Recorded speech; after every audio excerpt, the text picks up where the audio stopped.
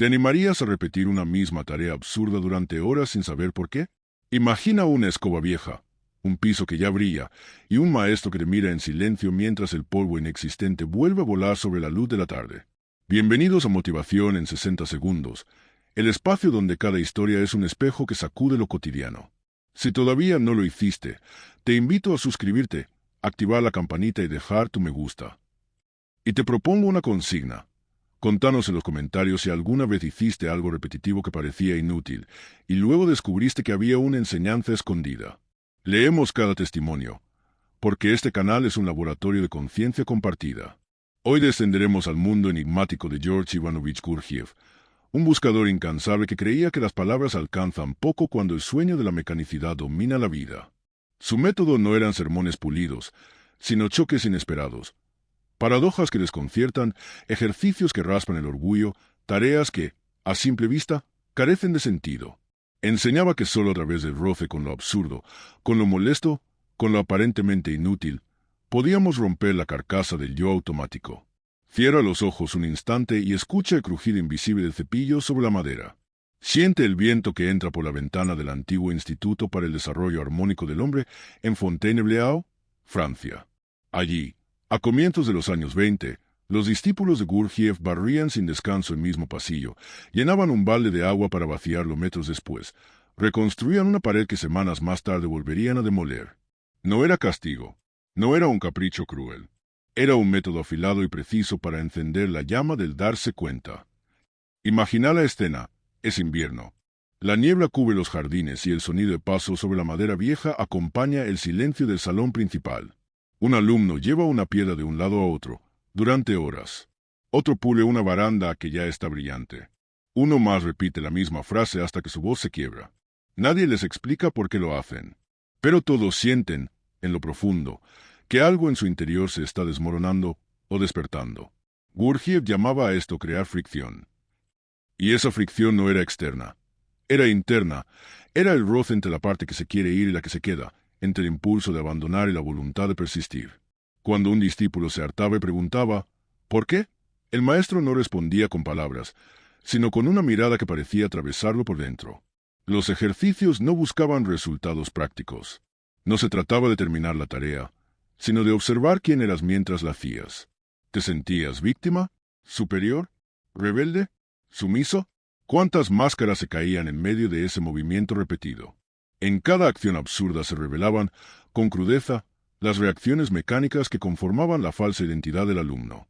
Uno de los testimonios más conmovedores lo dejó Thomas de Harman, músico y discípulo cercano de Gurdjieff.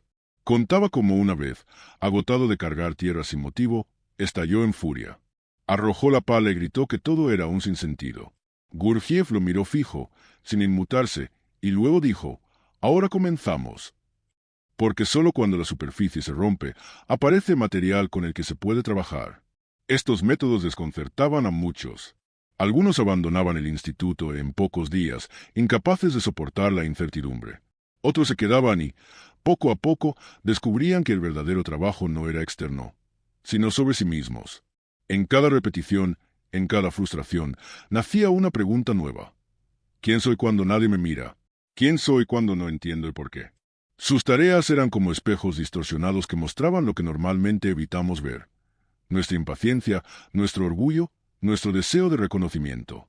El que aceptaba seguir, sin certezas, empezaba a liberarse del personaje que siempre había interpretado. Gurdjieff no te decía cómo ser. Te empujaba a ver quién eras cuando todo lo demás se caía. Quizá te estés preguntando si todo esto no era una forma encubierta de manipulación. Pero los que atravesaron la experiencia coinciden en algo. Nunca fueron forzados. El único requisito era la disposición voluntaria a descubrirse. Y ese contrato tácito marcaba la diferencia. Porque nadie puede despertar a la fuerza. Solo el que desea ver, soporta la incomodidad de abrir los ojos. Volvamos por un momento a la imagen inicial. La escoba que barre un suelo limpio. ¿Cuántas veces hacemos eso sin darnos cuenta? Repetimos conversaciones, pensamientos, juicios, hábitos, y creemos que estamos siendo libres. Pero, ¿y si la verdadera libertad empieza cuando nos atrevemos a ver la prisión invisible de nuestras rutinas? En la lógica de Gurdjieff, lo que llamamos vida normal es, en realidad, un gran pasillo que barremos una y otra vez sin saber por qué. solo que nadie nos lo muestra. Él, en cambio, lo hacía visible a través del absurdo. Porque al volver visible la locura, el alumno empezaba a distinguirla, y al distinguirla, podía cambiarla. Si llegaste hasta acá, te propongo algo. Pensá en una rutina tuya que repitas sin cuestionarla. ¿Podés verla con otros ojos? ¿Podés convertirla, aunque sea por un día, en un experimento de conciencia? Contalo en los comentarios. Y si sentís que este video te está despertando algo, compartilo con alguien que también esté listo para mirar más allá. No olvides suscribirte a Motivación en 60 segundos. Porque acá no hablamos de fórmulas mágicas ni promesas vacías. Hablamos de trabajo interior, de conciencia, de presencia real. Y si estás acá, es porque algo en vos ya quiere comenzar. Vos no sos la escoba, ni el polvo, sos el que observa. Y eso lo cambia todo. Aún quedan historias por explorar, tareas extrañas por revivir y enseñanzas de Gurdjieff que siguen resonando un siglo después. Este viaje apenas comienza.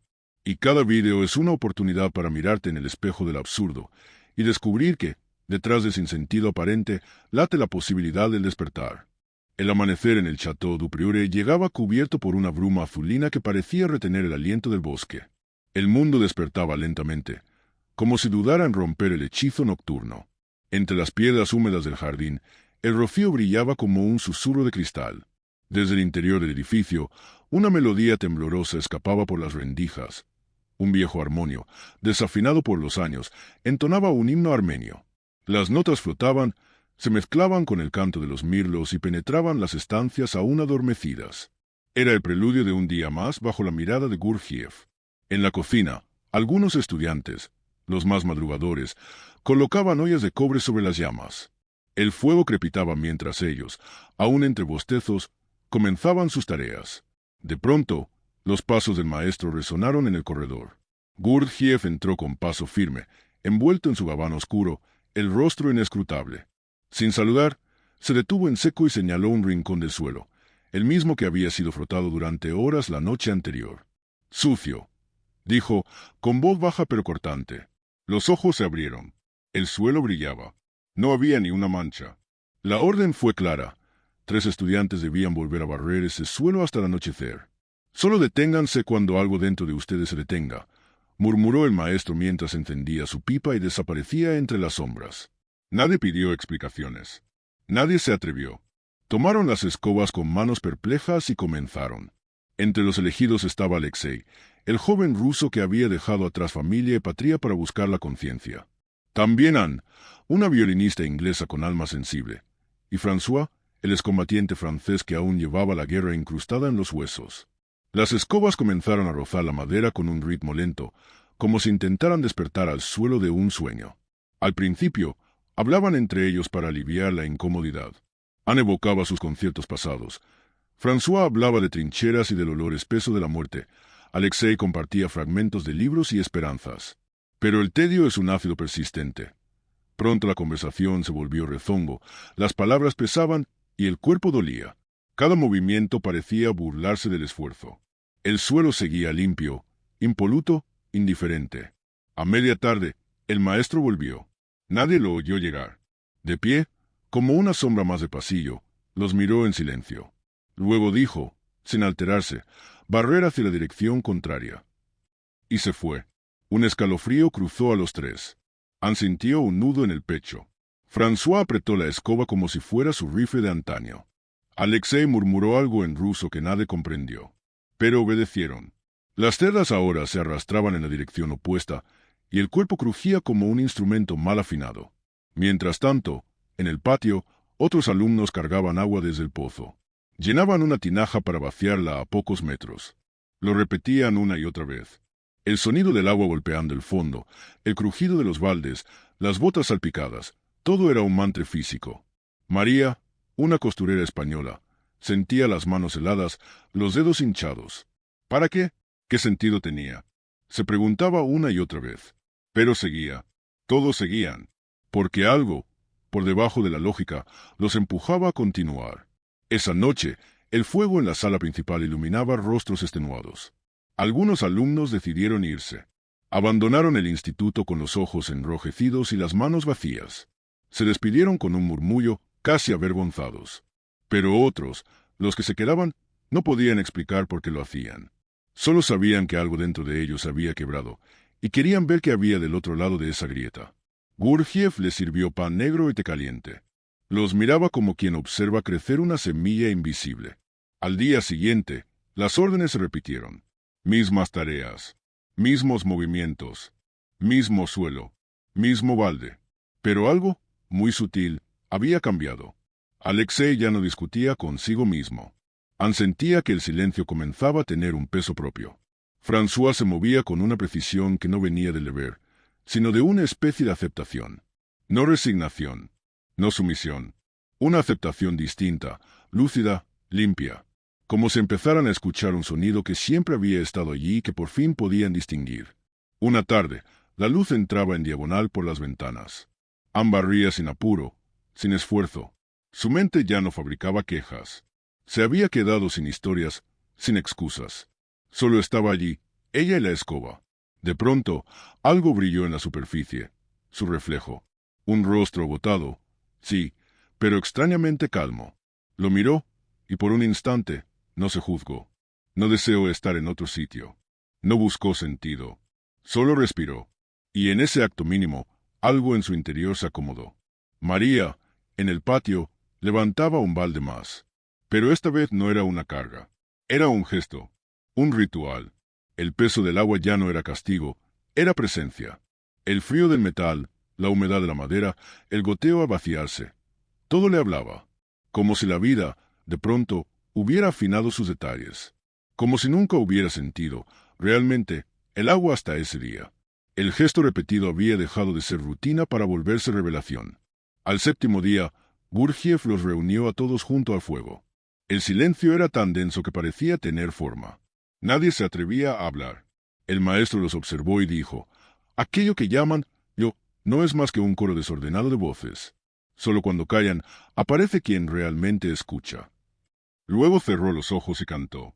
No con la voz, sino con algo más antiguo. Un sonido que parecía salir de la tierra. Quienes lo oyeron sintieron que cada paso, cada escoba, cada balde, cada lágrima, estaba allí, resonando en la melodía. François, que había sobrevivido a la guerra exterior, descubría ahora la guerra interior. Era más sutil, más persistente. No necesitaba bombas, solo pensamientos. Y, sin embargo, tenía el mismo efecto, destruía lo falso. Al mirar a Alexei, ambos entendieron que algo había comenzado a cambiar. No podían nombrarlo, pero sabían que estaba allí, creciendo como una llama secreta. Ya no buscaban respuestas, buscaban el trabajo. La mañana siguiente no hubo tareas asignadas. Gurdjieff entró en la sala, los miró y dijo, «Hoy pueden descansar». Pero nadie se movió. No porque estuvieran confundidos, sino porque sabían que el verdadero descanso no venía de dejar de hacer, sino de hacer sin carga. Ya estaban en reposo, aunque el cuerpo doliera. El maestro sonrió. Cuando comprendan que no hay nada que añadir ni quitar, estarán listos para comenzar de verdad. Entonces se alejó. Sus pasos resonaron en el pasillo como si acariciaran el suelo que tantos habían barrido. Y, por un instante fugaz, se escuchó, o quizás imaginó, un aplauso muy leve. No era externo. Era el eco de una conciencia que, por fin, empezaba a despertar. En sus escritos y charlas posteriores, Gurdjieff explicó el propósito de aquellas tareas extrañas y extenuantes que hacía repetir a sus discípulos. No era un ejercicio físico, ni una prueba de obediencia. Era una alquimia interior. Decía, el hombre no recuerda de sí más que la irritación y el deseo de escapar. Hagan esfuerzos conscientes, sufran voluntariamente, y una chispa saltará en la oscuridad interior. Para él, la rutina sin reflexión era una celda invisible. En cambio, la rutina habitada con plena atención se convertía en el crisol donde podían fundirse las cadenas del ego. Cuando los discípulos, con voz aún temblorosa por el cansancio y la frustración, le preguntaban por qué barrer un suelo ya limpio, él respondía sin alterar su tono, para descubrir cuántos yo's viven en ti. Y luego los enumeraba con la precisión de un cirujano del alma. El primer, yo, obedece con entusiasmo. El segundo protesta. El tercero se siente víctima. El cuarto juzga. El quinto se resigna como mártir. Pero si uno persiste, sin luchar, sin rendirse, solo observando, aparece un yo nuevo, el que los observa a todos. Ese es el verdadero principio del trabajo interior. Gurdjieff afirmaba que la conciencia no puede desarrollarse en el confort. Solo bajo tensión justa, ni demasiado blanda ni destructivamente rígida, se despierta el recuerdo de sí. Sus ejercicios, por eso, no buscaban enseñarte nada externo, sino revelarte todo lo que te interrumpe a vos mismo. Una simple orden, como barrer sin necesidad, se transformaba en un espejo. Y lo que dolía no era la escoba ni el cansancio, era ver cómo uno se divide en 1000 fragmentos sin poder sostenerse en un solo centro. Uno de sus principios fundamentales giraba en torno a lo que llamaba sufrimiento voluntario. Afirmaba que el dolor que llega sin aviso, sin elección, deja cicatrices y resentimiento. Pero el dolor que uno elige mirar de frente, con aceptación, sin dramatismo, genera claridad. Decía que barrer un pasillo sin polvo genera una pequeña herida al ego. Se siente inútil, invisible. Pero si ese pinchazo no se evita ni se racionaliza, abre una grieta por la que entra la luz de algo más real. Gurdjieff comparaba la mente ordinaria con una máquina que se acciona sola, con palancas movidas por estímulos que ni siquiera percibimos. Las tareas absurdas, al romper la cadena de sentido habitual, hacían que esa maquinaria se detuviera un instante. En ese vacío aparecía otra fuerza, más profunda, la voluntad consciente. Él lo llamaba recuerdo de sí, y lo consideraba el umbral hacia un tipo de ser más íntegro. Decía, cuando recuerdes que existes, la escoba se convertirá en espada, y el balde, en espejo. Sus detractores lo acusaban de crueldad, de manipulación emocional, incluso de despotismo místico.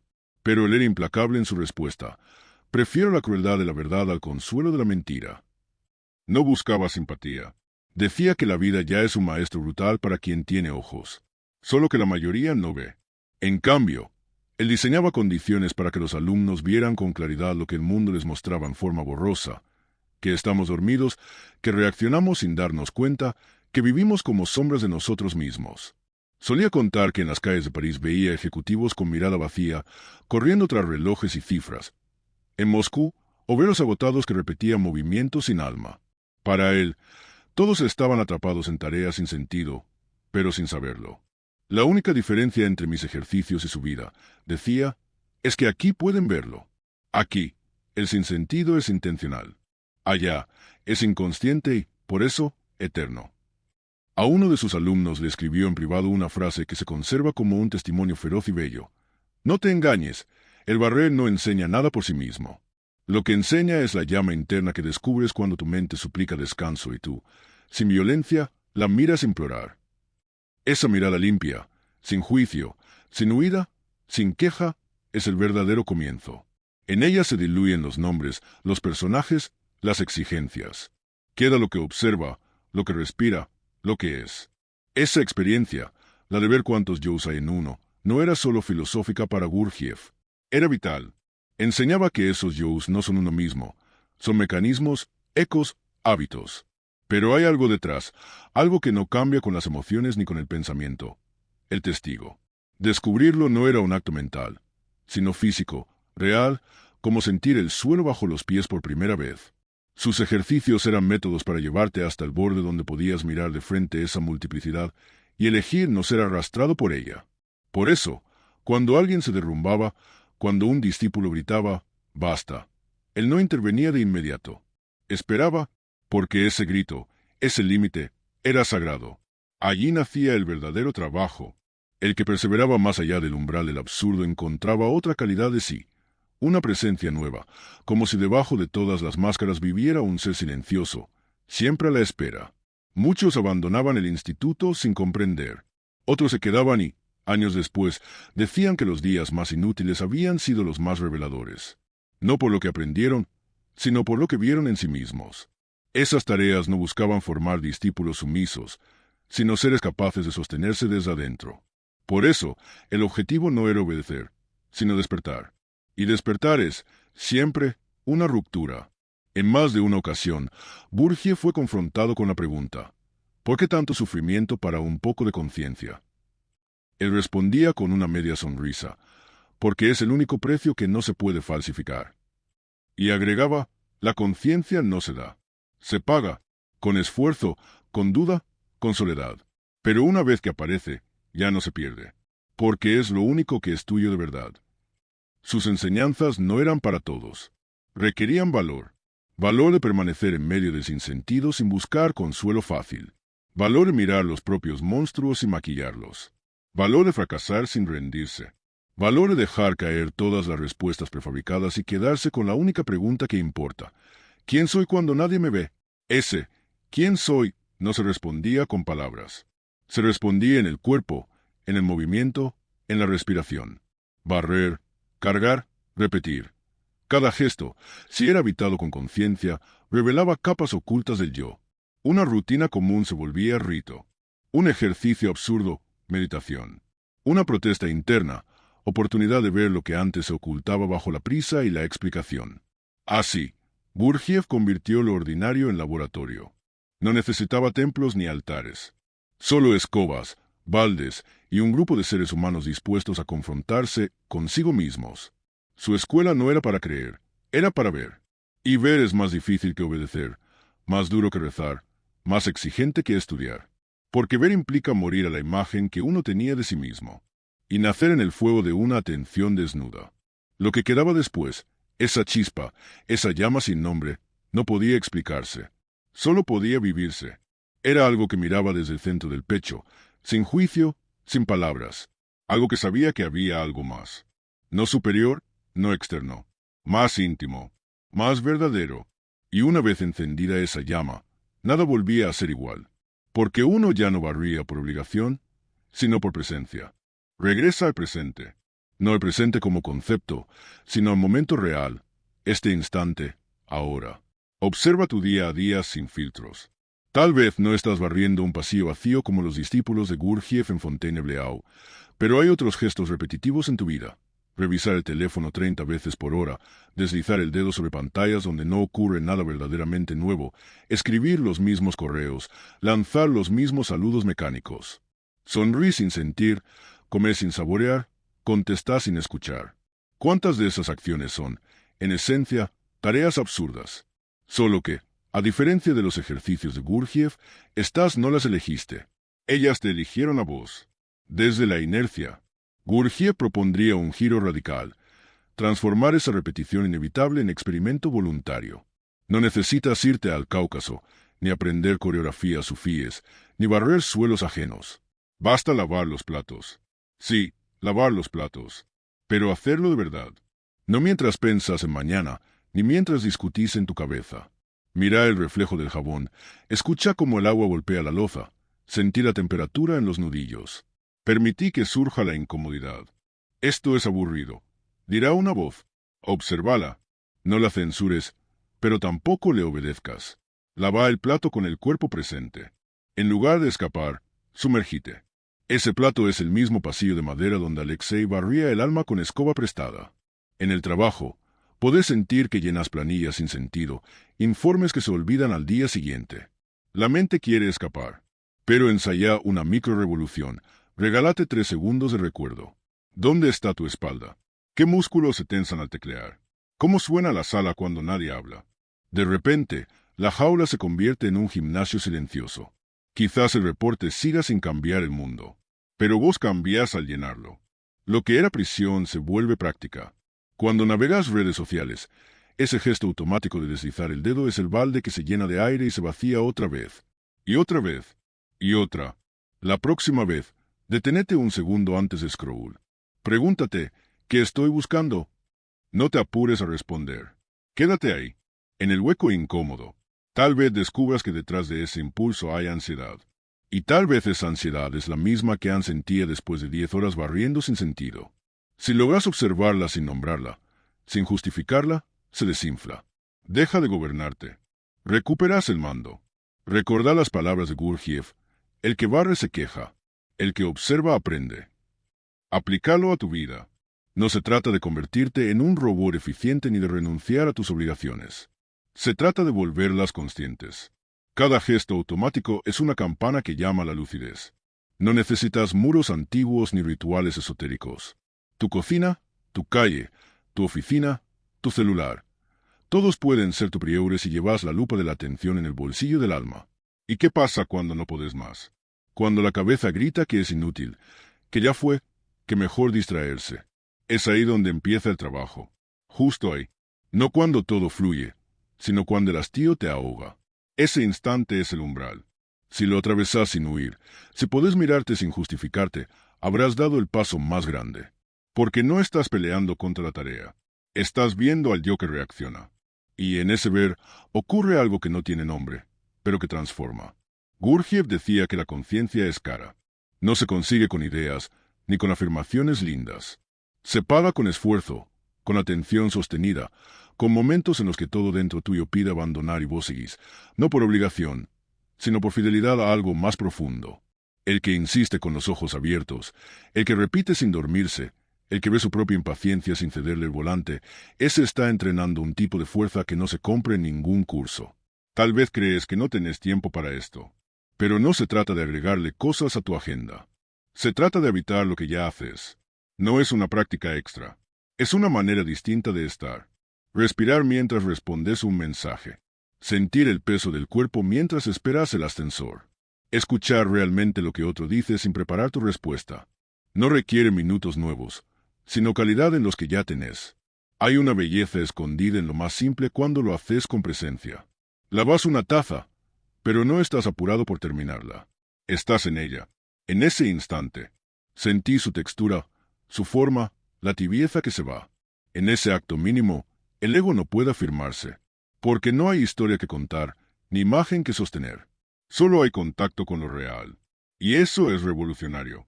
¿Podés practicarlo al caminar? Probá una vez. Camina 3 cuadras sin mirar el celular, sin pensar en destino, solo con el cuerpo presente. Escucha tus pasos, el roce de la ropa, el aire en la cara. Al principio parecerá vacío. Después lo vas a extrañar. Porque es un vacío que no ahoga, sino que respira.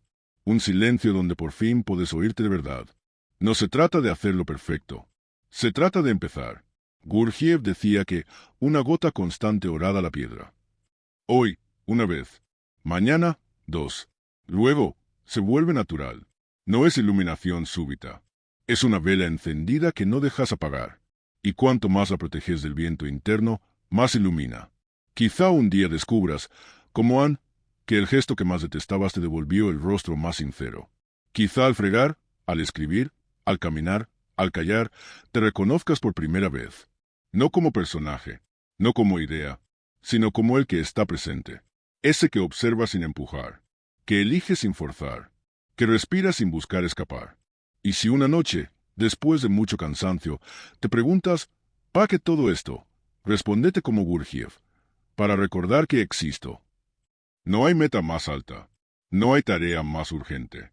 Recordarte, no desde el pensamiento, sino desde el ser.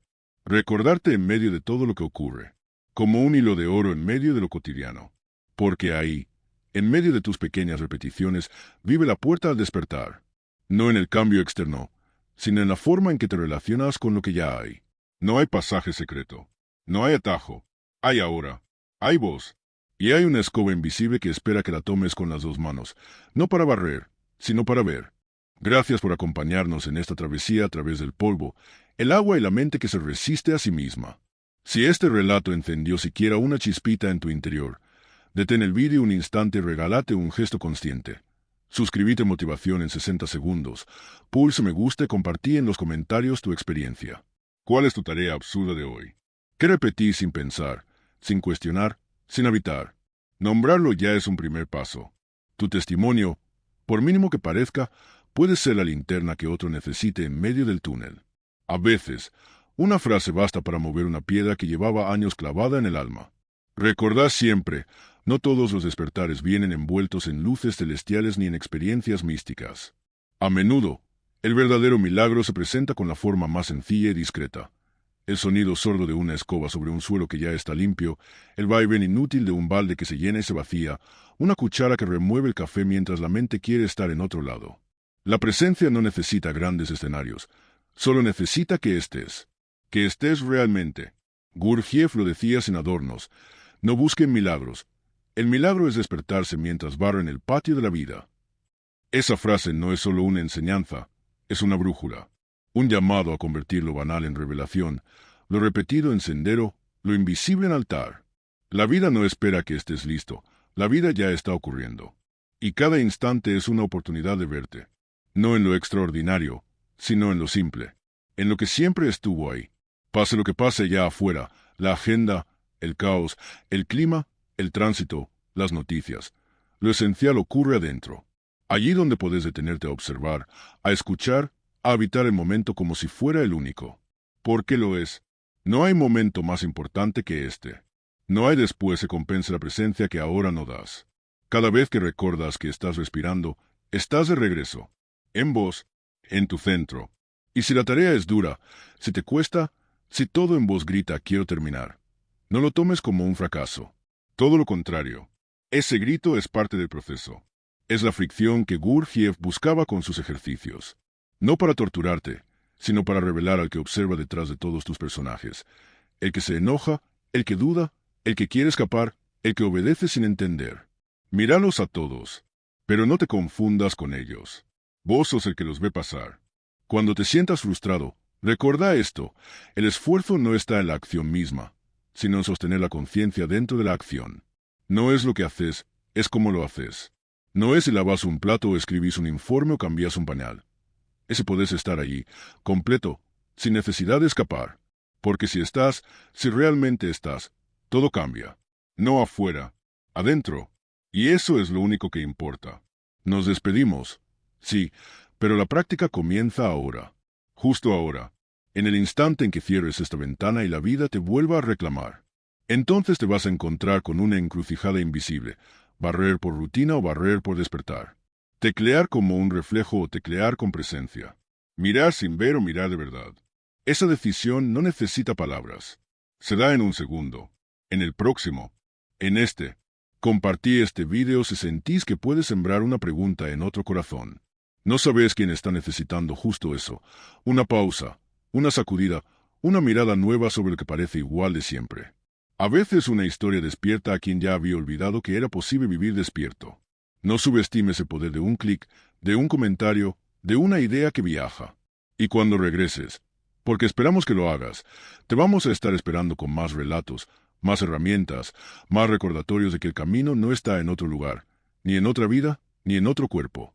El camino es esto, lo que estás viviendo, lo que estás haciendo ahora, lo que te cuesta, lo que repetís, lo que evitas. Todo eso, si lo miras con presencia, se convierte en camino. En Motivación en 60 segundos seguimos explorando cómo las grietas de la vida, esos huecos que duelen, esas repeticiones que cansan, pueden ser portales nobles hacia la libertad interior. Porque despertar no llega cuando todo está bien. Llega cuando algo cruje, cuando algo molesta, cuando algo no encaja y vos elegís mirar. Elegís no taparlo. Elegís sentirlo. Mantén viva tu chispa, aunque sea pequeña, aunque tiemble, aunque a veces parezca apagarse. Protégela con tu respiración, con tu gesto, con tu recuerdo. No esperes a tener ganas. Hacelo igual, porque muchas veces la presencia llega después del esfuerzo, no antes. Y cuando llega, transforma. Transforma lo más mundano en lo más esencial. Nos vemos pronto. Y mientras tanto, que tu próximo gesto, por mínimo que sea, lleve la dignidad de quien sabe que está construyendo presencia donde antes solo había repetición. Que cada tarea absurda sea, desde hoy, una puerta entreabierta hacia tu verdad más profunda. Hasta entonces, seguí barriendo, pero hacelo como quien recuerda que está vivo.